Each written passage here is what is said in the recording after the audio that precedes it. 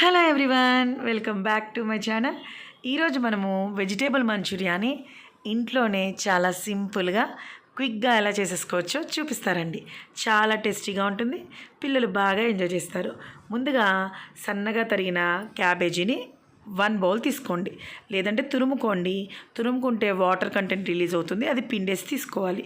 తర్వాత ఇందులో 1/2 cup carrot తురుముని, 1/2 cup సన్నగా తరిగిన బీన్స్ని యాడ్ చేసుకోండి. 1 కప్పు క్యాబేజీకి 1/2 కప్పు క్యారెట్, 1/2 కప్పు బీన్స్, ఇలా ఈ రేషియోలో తీసుకోండి, చాలా బాగుంటుంది.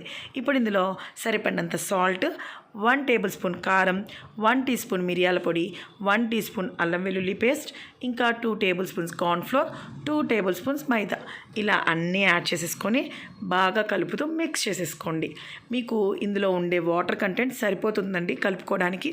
ఒకవేళ ఈ పిండి బాగా డ్రైగా అనిపించి మనం కలుపుతూ ఉంటే ఇలా ఉండలా కనుక ఫామ్ అవ్వకపోతే ఇలా చెక్ చేసుకోండి. ఉండలా ఫామ్ అవ్వకపోతేనే కొంచెం వాటర్ని అలా యాడ్ చేసుకుంటూ పిండినంతా బాగా కలుపుతూ మిక్స్ చేసేసుకోండి. ఇలా బాగా మిక్స్ చేశాక ఒకసారి చెక్ చేయండి. మనము కొంచెం తీసుకొని ఉండలా కడితే అది ఒక లడ్డూలా ఫామ్ అవ్వాలి. అలా అయితే ఈ పిండి రెడీ అయిపోయినట్లే అండి. ఇప్పుడు మీరు వీటన్నిటిని చిన్న చిన్న బాల్స్ లాగా అన్నీ రెడీ చేసి పక్కన ఉంచుకోండి.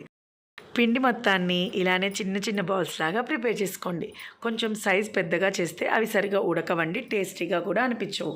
అందుకని వీలైనంత చిన్నగానే ఈ బాల్స్ అన్నీ ప్రిపేర్ చేసేసుకొని పక్కన ఉంచుకోండి.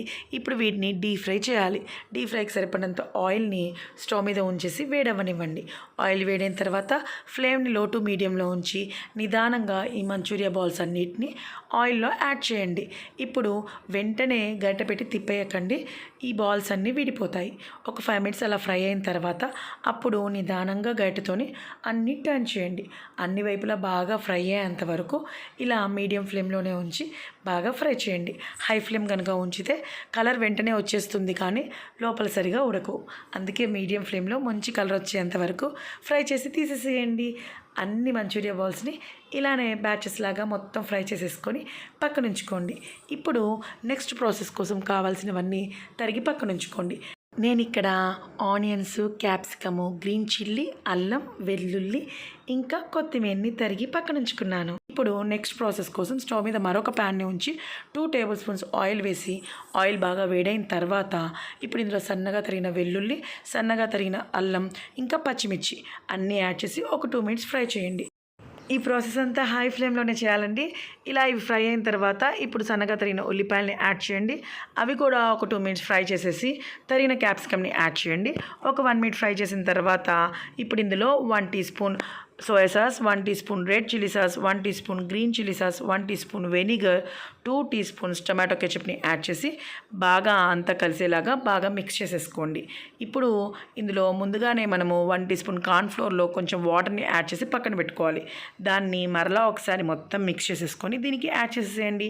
ఇప్పుడు సరిపడినంత సాల్ట్, 1 టీ స్పూన్ మిరియాల పొడిని కూడా యాడ్ చేసి హై ఫ్లేమ్లోనే బాగా కలిపేసుకోండి. ఇలా బాగా మిక్స్ చేసిన తర్వాత ముందుగానే మనం ఫ్రై చేసి పెట్టుకున్న మంచూరియన్ బాల్స్ ఉన్నాయి కదా, వాటి అన్నిటిని దీంట్లో యాడ్ చేసేసి హై ఫ్లేమ్లో ఫాస్ట్గా బాగా టాస్ చేసేసేయండి. ఈ బాల్స్ అన్నీ మరలా వేడవ్వాలి. అలా రీహీట్ అయిన తర్వాత ఇప్పుడు సన్నగా తరిగిన స్ప్రింగ్ ఆనియన్స్ కానీ లేదంటే కొత్తిమీరని కానీ యాడ్ చేయండి. చాలా టేస్టీగా ఉంటుంది. ఒకసారి మొత్తం కలిపేసుకొని తీసేసేయండి. సింపుల్గా వెజిటేబుల్ మంచూరియాని ఇంట్లోనే ప్రిపేర్ చేసేసుకోవచ్చండి. పిల్లలు బాగా లైక్ చేస్తారు. మీరు కూడా ఒకసారి ట్రై చేయండి. మీకు ఎలా వచ్చిందో కమెంట్ చేయండి. వీడియో నచ్చితే ప్లీజ్ లైక్ చేయండి. Thank you.